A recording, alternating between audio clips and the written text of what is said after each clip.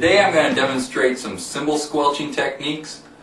Cymbal squelch, you just hit the cymbal and squelch it with your hand. Squelch it with your hand. You can do that with two hands, hit it with stick on one hand, squelch it with the other hand. Or you can do it with one hand. I'll show you a few ways you can incorporate that into your playing.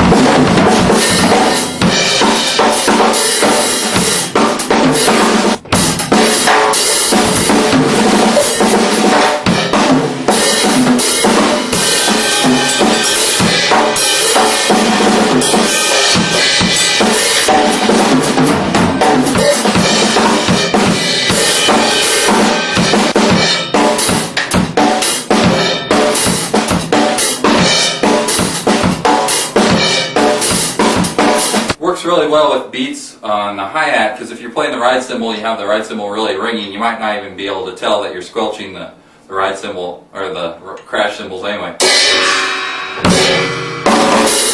Another way you can use a cymbal squelch is kind of a backbeat in Dixieland.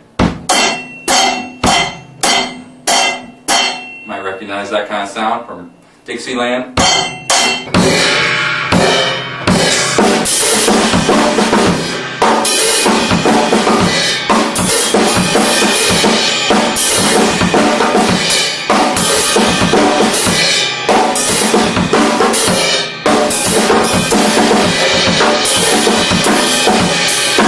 So that's squelching the cymbals.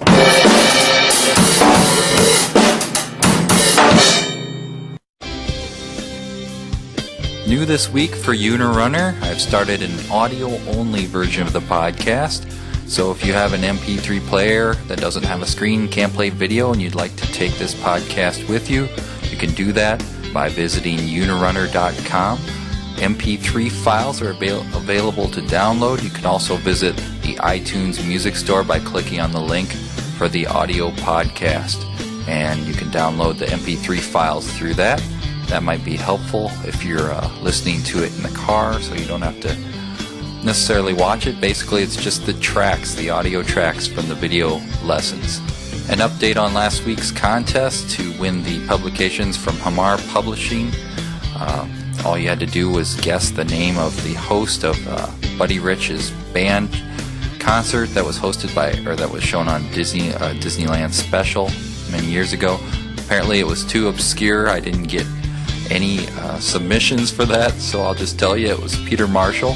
But let me give you an easier question for this week. The seventh person who emails me this before next Tuesday, and that would be August 15th, I'll go ahead and ship out those 3 books that I showed during the last podcast. Here's the question. What former drummer for the band Soundgarden is now playing with the band Pearl Jam? So that should be pretty easy compared to last week. Sorry for the obscure question, and thanks again to Hamar Percussion Publications for their donation of those books. And that's going to do it for this episode of Unirunner Video Drum Lessons. Be sure to visit Unirunner on the web at unirunner.com. You can also send me an email if you'd like at info@unirunner.com. And if you'd like to support this podcast, please visit unirunner.com/donations. The song Always Evermore that you're listening to by Eric Dietrich comes from the PodSafe Music Network at music.podshow.com. Until next week, keep practicing, and God bless. Yeah!